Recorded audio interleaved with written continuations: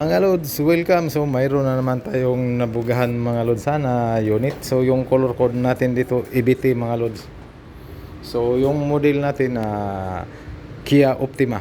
So wash over to mga lods. So basic wash over lang to.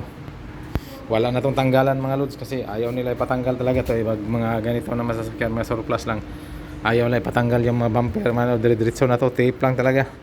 Patsagaan lang sa taping. So ito yun yung ginamit natin na pintura dito mga lods. So Cintari 6000. Then yung clear natin, so, yung ginagamit natin yung Chromax natin na 3050S.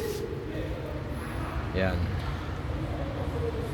So basic wash over lang to mga lods. Ayaw nila ipatanggal eh. So yan, inisprayhan natin yan lahat dyan. Ito yung gusto nila eh, ayaw nila patanggal. Yan, huwag na daw tanggalan. Pero itong mga trim dito mga lods, tinatanggal namin yan. Itong mga rubber dito, tanggal. So hanggang dito yan, lahat tinatanggal natin yan. So yung roof natin, at saka yung ano natin dito, back na yan. Ano kasi sila eh, takot kasi sila pag may mga masira na mga pagtanggal mo, yung mga clips niya. So mahirapan daw sila maghanap ng bago. So yun ito mga lods. Kasi to, mga home use car ito mga lods eh. Yan, at saka luma na to ng mga model mga lods. Kaya pag ganito na mga sasakyan, so ito lang yung mga rubber dito, patanggalin namin. At saka itong mga door opener niya, yung mga hindi, mga difficult na tatanggal. So yan yung kailangan tatanggalin lang namin. Pero yung iba, hayaan na lang. Ayaw na nila. Ayan, ganito.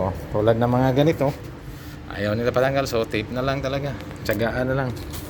Ito na to kasi nabake na namin to ng one cycle lang malo. So bukas na natin to tanggalan talaga ng cover. Ngayon partial lang kasi malapit na kami mag-off mga load. Hanggang 5 o'clock lang kami. So yung time natin dito ngayon 5:45 na, 15 minutes na lang. So pinakita ko lang to. Ito yung binugahan natin kahapon.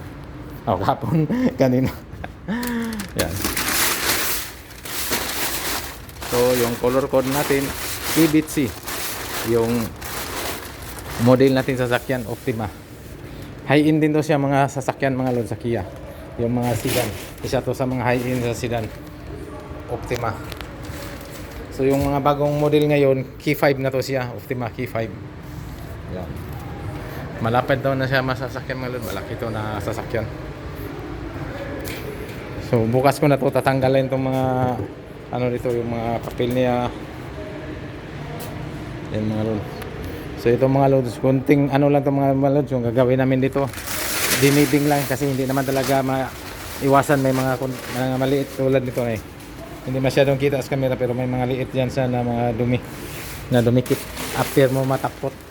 Hindi mo talaga maiwasan. So bukas tanggalin natin lahat ng mga cover niya dito. Bukas lahat tatanggalin natin to.